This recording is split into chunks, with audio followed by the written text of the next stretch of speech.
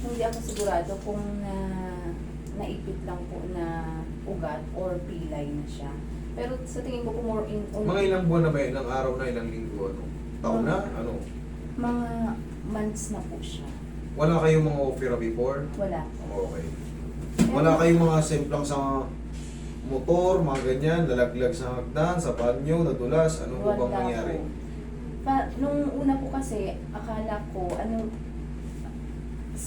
kasi mahilig po ako magbuhat ng bag, halimbawa galing po ako sa bahay pupunta sa dorm.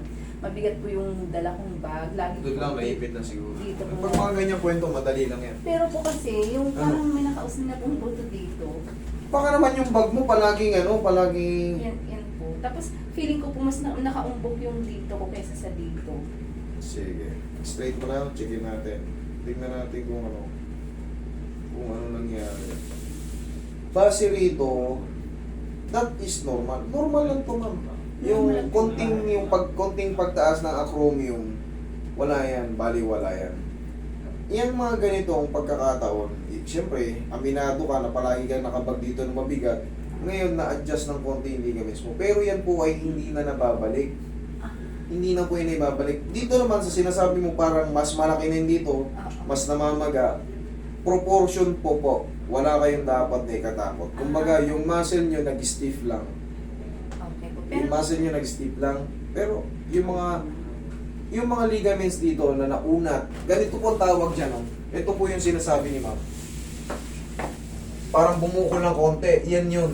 Ang tawag dyan is stretching of acromioglobular ligament. Wala kayong dapat ikatakot dyan kasi once na mamasage siya ng marunong, wala na. Gagaling din yan. Wala kayong dapat ikatakot. pero dati po ito siya na katulad nito, naabot ko po siya hanggang dito. Ngayon po hindi na. Oh, sige, try natin paabot sa iyo yan. Ayan, hanggang dito. Ayan ha. Opo. Papaabot ko. Hanggang dyan. Patataasin natin yan hanggang dito ulit. Okay? Normal na ganito po. Bakit? Kasi nga tight po yung dito nyo. Kaya yung parang pag ginagano nyo, parang mahigpit na siya. Pero palalamputin natin yan. Okay? Okay po. So parang frozen shoulder nga lang po siya. Hindi siya frozen shoulder. Tight lang. Kasi pag frozen, hindi mo yan maangat. Opo na. Mas maganda may paliwanag ko sa inyo ng maayos. Para yung iisipin nyo ay less. Hindi yan serious case. Hindi yan wala kang dapat ikatakot dyan. Tsaka ang frozen shoulder, Opo, mahirap. hindi maangat. Opo. Or pag kumakalahati na, meron sa'yo, Opo, hindi yung frozen. Pero pag Tight halimbawa lang po, yun dyan. halimbawa po nakaganito ako, tapos medyo matagal ko siyang ini-stay na ganyan. Medyo masakit na po siya. Bakit?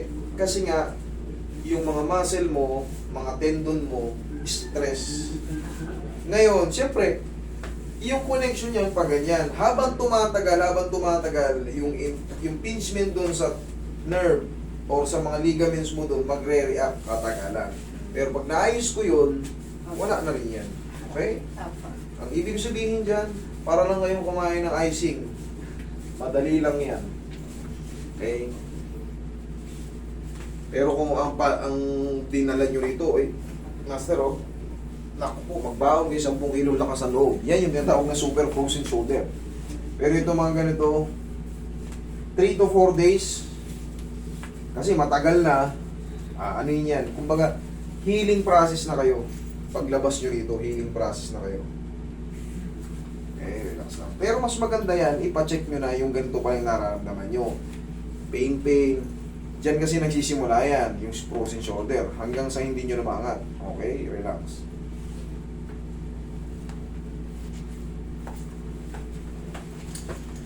Mas the best pa rin ipa-adjust yung naaangat pa na may pain.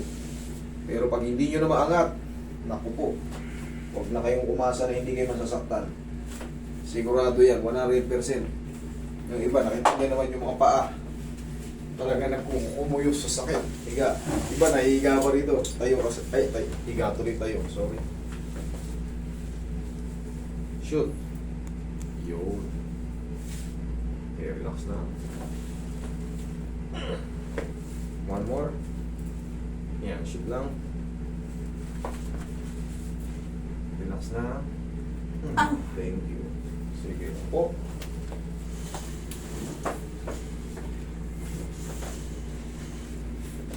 Sapa.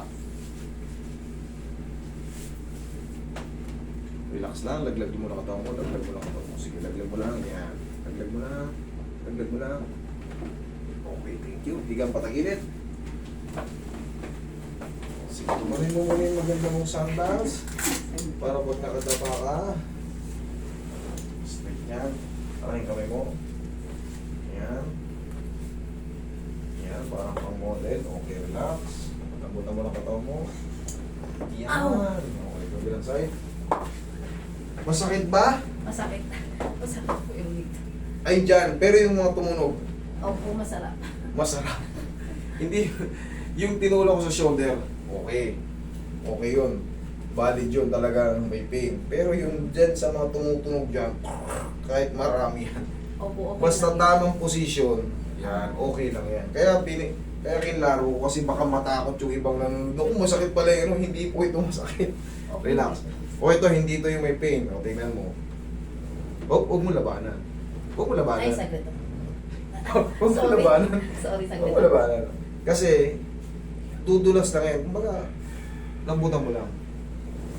Oo. Sa tunog lang pero okay lang yung taka. Opo. Taka. Hindi yan masakit. Yung iba kasi base lang sa viewing.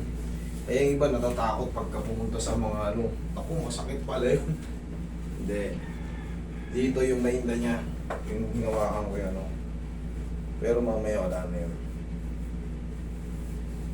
May matira man dyan. Sabi ko nga, sa pinakamasakit, 10 yung pinakamasakit.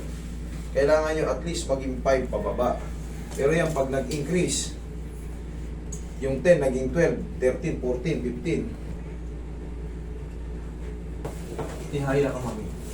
Ay, sorry. Sabihin niyo po yung tulad niya. Okay.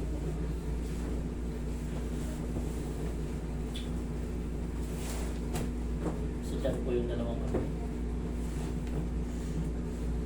Inhale. Exhale.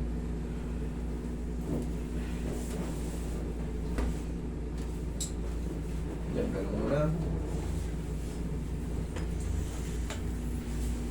Yan, hindi ko pa nasusukat yan. Pero mamaya, di ba sabi mo, yan lang oh. Opo, hindi ma. Kahit pa paano mamaya, aabot na yan sa pagganito. Tapos, less na yung pain. Tapos, eventually, tapusan yan, yun pa rin, aangat na yan. Katagalan. Kasi, maalay na yung dito mo. Nangyayari kasi, yung sinasabi mong, di ba, madalas kang nagbubuhat ng ano, mabigat. Eh, syempre, minsan dito naman, balance mo naman, hindi mo.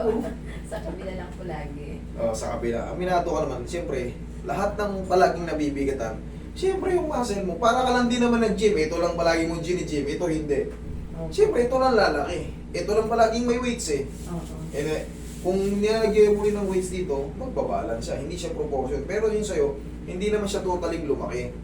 Ang nangyayari lang dyan, tight lang, kaya parang Pero yung medyo umusli itong buto. hindi na po yung mababalik, yun po na. Ang tawag na ron is acromion ligament stretching.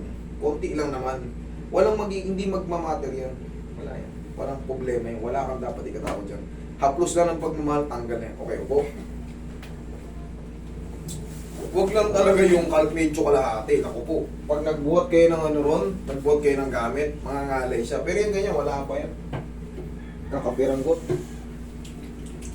Wala yan.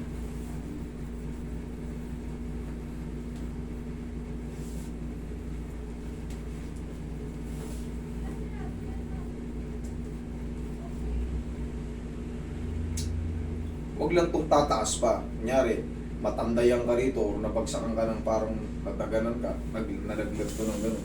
Yan, dyan yan. Hindi ka naman nagbabasketball eh. Okay lang yan. Ito, pag nadiinan to, siyempre yung na-stretch, maaaring ma-stretch pa.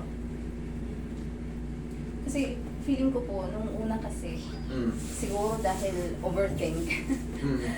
Dito kasi parang, tingin ko wala naman to dito parang buto na Eh naman tawag nga dyan, stretching of AC joint. Pero baliwala nga yan. Gusto ko lang ipaliwanag sa inyo na wala kayong dapat ikataranta dyan. Kasi pag nag-over, katulad yan, nag-overthink ka na baka, naku, ano to. Wala yan. Wala yan. kakapiranggot lang yung kaso mo. Hindi siya talaga totaling na nag-separate. Hindi. Ano lang yan. Na-stretch lang ng konti. Siyempre, aminado ka rin naman sa sarili mo. Nandyan ka lang, nandyan nagbubuhat. Palagi mo lang palaging nandyan yung bag mo. Opo nga eh. Siyempre. nasanay. Yun na nga explanation doon. Weights ka ng weights dito. Sa kabila, hindi mo naman nilalagyan ng weights. O di na exercise. May iiwan yung hindi nagagamit. Yung hindi nabibigatan. Pero yung muscle mo, wala nga rin. Kumbaga, stiff lang to eh. Kumbaga, malambot pa nga. Ano to eh. Malambot pa, hindi ka tulad ng iba na sobrang severe, na malaki na talaga. Hindi sa... Sa bagay, siyempre, babae ka eh. Aw! Mas worry ka sa mga bagay-bagay na hindi mo naman nararamdaman dati. Ah! Ah! Thank you.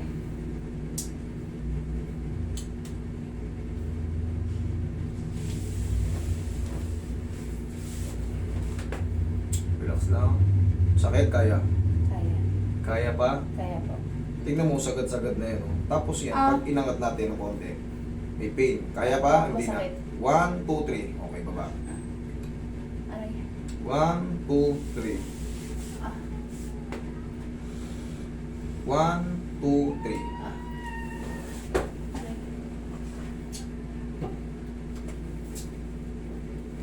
Okay. Basta 1, 2, 3, 1, 2, 3 lang. Normal lang yun na may pain sa stretching. Ang mahalaga ron, hindi siya mapapadid kasi 1, 2, 3, napakabilis ng 1. Iniinat lang natin kasi nga nagano siya eh, kumbaga nag-tight yung mga muscle. Siyempre, kailangan ng stretching. Pero kailangan 1, 2, 3. Mabilis lang sa una. Pag nilalagay po dito yung Hmm. braso, masakit. Dito po siya masakit. Sa supraspinatus. Dito, sige. Wait lang. Palambutin pa natin. Nag-tight yung dito mo. Sabi ko nag-tight lang. Pero lalambutin to. Wala akong dapat ikatakot dito. Yan o, yung mga muscle na yan. Kusa naman talaga nakaka-receive ng ano yan. Ng lamig or mga muscle spasm. Dahil sa, syempre, yung daily routine mo ba, palagi lang siyang dyan ang nabibigatan. Magre-react yan. Magmamasil siya, titigas.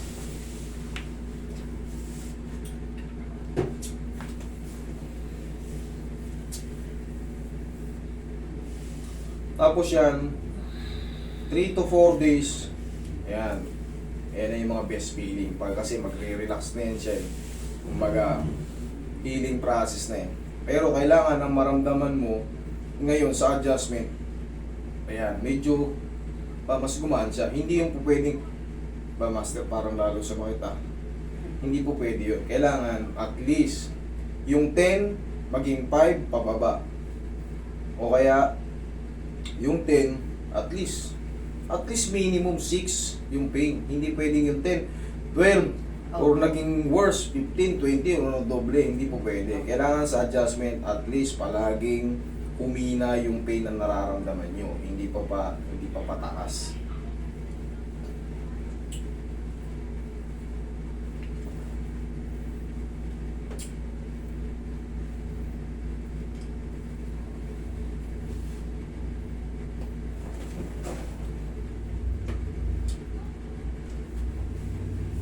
Yan, sagad na yan. Anong nararamdaman mo? Lalo sumakit? Humina? Or ano po? Wala po siyang, okay lang po siya. Hindi na siya masakit. Thank you. Ngayon, ma'am, pag hindi na masakit, siyempre, kailangan natin inati lang ng konti ko. Yan. Palagi kong tinuturo to pag shoulder pain, exercise ganito. Tapos siyempre, dito siya nag-worry. Haplusin nyo lang ng pagmamahal yan. Abot nyo naman yan eh. Okay, bumili kayo ng pau, haplusin nyo. Kasi yung mga muscle nyo, normal yan sa mga trabaho natin, ligo, itong supraspinatus muscle, ito yung binabanggit ko. Ito yung sinasabi mo, di ba? Yan yung supraspinatus muscle. Tandaan nyo, kunyari mag-ano tayo ng magkukusog tayo ng shampoo na sa ulo.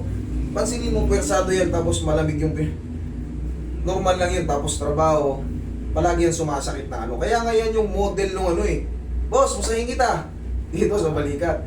Kasi nga yan ang unang-unang nag-receive ng mga lamig natin. Kaya lambingin nyo man lang ng pagmamahal yan. Massage po. Yes. Pero huwag yung diinan ha. Okay?